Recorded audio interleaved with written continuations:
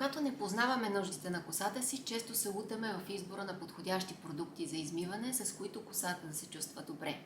Всяка коса в даден момент има нужда както и от хидратация и увлажняване, така и от протеини, за да бъде здрава и да изглежда добре.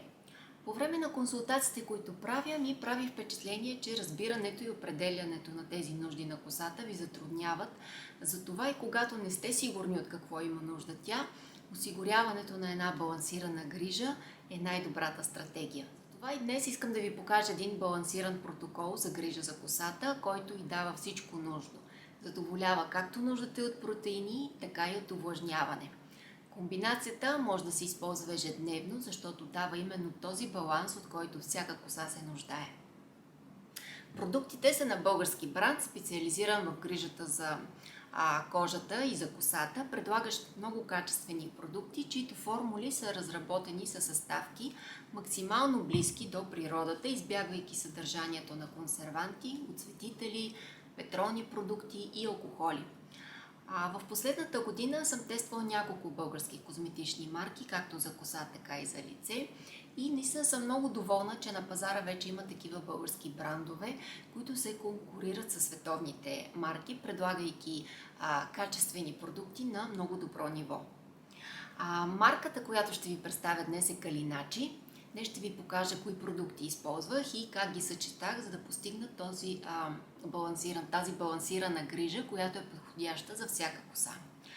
Първият ми досег с продуктите на Калиначи беше тяхната козметична линия за лице, която чудесно пасна на моята зряла кожа, но днес ще си говорим за продуктите им за коса, защото са много подходящи за чупливи и къдрави коси, както и за тези, които спазват метода на къдравото момиче, защото не съдържат сулфати, силикони и парабени.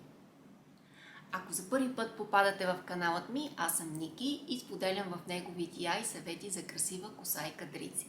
Така че ако сте с къдрава коса или някога сте имали кадрици, които сте позанемарили с времето, абонирайте се за каналът ми, за да следите за всяко съдържание на тема кадрици, което качвам в него. Днес съм подбрала комбинация от един нежен измиващ шампуан, дълбоко увлажняваща маска за коса, която ми стана фаворит, и балсам. Ще ви разкажа за всеки по-отделно, за всеки продукт. После ще ви покажа как ги нанасям, какво количество слагам, защото има някои тънкости. Шампуанът е протеинов, съдържа кератин и кофеин, но също така съдържа и хидратиращ комплекс, който повишава количеството на хиалуронова киселина, като ограничава загубата на вода. Защо обаче имаме нужда от протеинов шампуан? Косъмът е съставен от протеин, наречен кератин, който абсорбира вода, за да поддържа косата еластична и мека. Когато една коса е третирана, било то бладисвана, подлагана на химически третирания, на използване на горещи уреди, при разресване, излагане на слънце, косъмът се уврежда до различна степен и най-горният слой на косъма, съставен от миниатюрни люспички, наречени кутикули, се уврежда. Тези люспички се отварят, оставяйки отвори в косъма. Колкото по-третирана и увредена е косата, толкова по-отворени са кутикулите, което възпрепятства задържането на влагата в косъма, което е толкова важно за здравата коса. Затова косъмът има нужда от нещо, което да запълни тези пукнатини в него. Протеинът е това, което помага да се запълнят тези дупки и да се затворят кутикулите, за да се възстанови нормалната структура на косата и за да може тя да задържа влагата.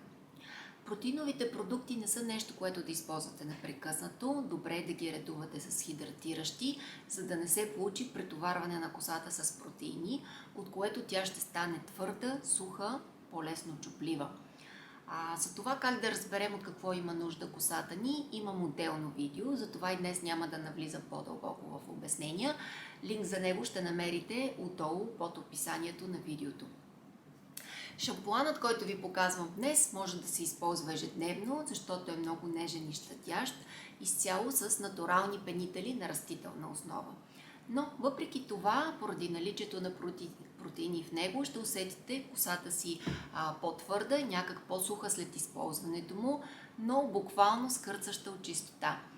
Усещането след него е като след нежен, дълбоко почистващ шампуан, но освен че почиства много добре косата и скалпа, Протеините дават едно уплътняване на косъма, правят го по-устойчив на външни въздействия, възстановяват структурата му там, където има нужда. Шампуанът е много добър, въпреки че дава това малко по-твърдо усещане на косата, но не я оставя суха, просто за да умекотите косата и да затворите косъма след него, е добре да нанесете хидратираща маска и балсам или поне балсам. Затова и след него избрах да използвам хидратиращата маска на Калиначи, която дава една много дълбока хидратация и увлажняване на косата. Тази маска буквално преобразява косата ви, прави я мека, жива, възстановява повърхността на косъма, приглажда го, затваря кутикулите, предотвратява загубата на вода от косъма и скалпа, когато се нанася и там. Тя съдържа хиалуронова киселина, която помага на косата да задържи влагата, а комбинацията от масла, като арган, овес, ши, макадамия, увлажняват и изглаждат и умекотяват косма. Косата става еластична, мека, жива, лесна за разресване, за оформяне, истинско бижу за къдравите коси, които са жадни за хидратация и увлажняване. И накрая завършваме с балсама, който има много нежна формула, не оттежнява, не омазнява, но дава едно усещане за копринен финиш върху косата. Формулата му е обогатена с кератин, с арганово масло, с депантенол, съставки, които придават тази копринена мекота, дават блясък и устойчивост на косъма. Не подценявайте използването на балсам като последна стъпка, дори след нанасене на маска. Затова имам отделно видео, защо след всяко измиване трябва да завършваме с балсам, независимо дали има маска преди него или не. Ще оставя линк отдолу, ако темата ви е интересна. Но балсамът е това, което спомага за намаляване на заплитането, намалява статичното електричество и бухването на косата, защитава я от външните въздействия и приглажда косъма. Много приятен и нежен балсам, който дори може да използвате и като балсам без отмиване, като го нанесете по краищата на косата, за да ги умекотите и увлажните. Така, как става измиването с шампуана и как да го използвате за най-добър резултат? Първо, разреждате шампуана 1:1 с малко вода. Аз го правя в дланите, като добавям няколко капки вода. Но може и отделно да го разредите в някакъв съд. Емулсирам добре между дланите и тогава нанасям на косата. При първо шампониране шампуанът не прави много пяна, особено когато косата е по-замърсена. Това е много типично за безсулфатните шампуани. На второто шампониране вече се образува много пяна, както виждате. Може да добавите още вода, ако е необходимо, за да се активира напълно шампуана. Безсулфатните шампуани се активират от водата. С шампуана мия само скалпа, без да търкам дължините. Дължините се измиват от стичащата се пяна. Подсушавам леко косата, за да не е много капеща, и следва нанасянето на маска. Слагам по 1-2 помпи от едната страна. Косата става много мека, много лесна за разресване. Слагам толкова и от другата страна на косата, след което вече разресвам косата и слагам найлонова шапка с кърпа, като престоявам с маската около час. Минимумът е поне 15 минути. После изплаквам косата с топла вода, но не гореща, защото горещата вода отваря кутикулите, и нанасям балсама. Той се нанася като всеки балсам, само по дължините. Стоя с него около 1-2 минути и изплаквам. Когато косата е напълно изсъхнала, кадриците са еластични, живи и добре дефинирани. Когато за първи път използвате шампуана, ви препоръчвам да си измиете 2 пъти косата с него, за да го усетите. Няма да я присушите, защото този шампуан не съдържа никакви съставки, които да изсушават косата. Просто усещането е за по-суха и твърда коса, което идва от протеините в него. Но те са нужни на косата ни. Следващите пъти, когато използвате този шампуан, може вече при второто шампониране да използвате и хидратиращ шампуан, който да умекоти косата още на тази стъпка. Но дори и само протеиновия шампуан да използвате, когато след него нанесете хидратиращата маска или поне балсама, Няма от какво да се притеснявате, че косата ще стане суха. Ще имате една плътна, добре почистена коса, същевременно мека и подхранена. Ако косата ви е по-тънка и лесно се утежнява от маски и балсами, след протеиновия шампуан може да нанесете и само балсам. Ако имате нужда от маската, може да използвате като pre-wash терапия преди измиване с шампуан.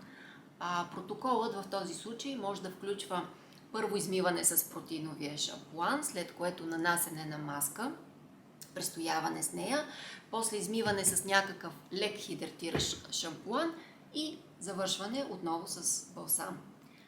Хубавите кадрици имат нужда от повече увлажняване, а протеините спомагат за по-добрата дефиниция и задържането на формата им.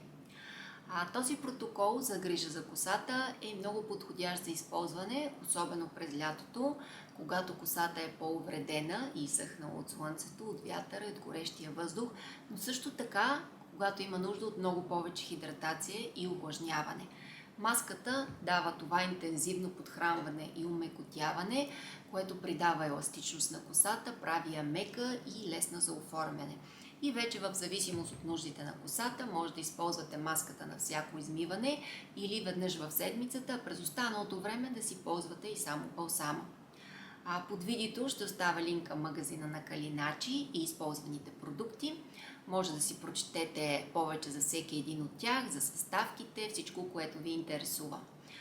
Марката е много иновативна, влага много в разработката на всеки свой продукт, използва натурални изчистени съставки, така че определено са много добри продукти, които си заслужава да опитате, ако досега не сте. Също така може да използвате и код Dr. Curls, който ви дава 10% отстъпка от цената на продуктите. Ще намерите и него под описанието на видеото.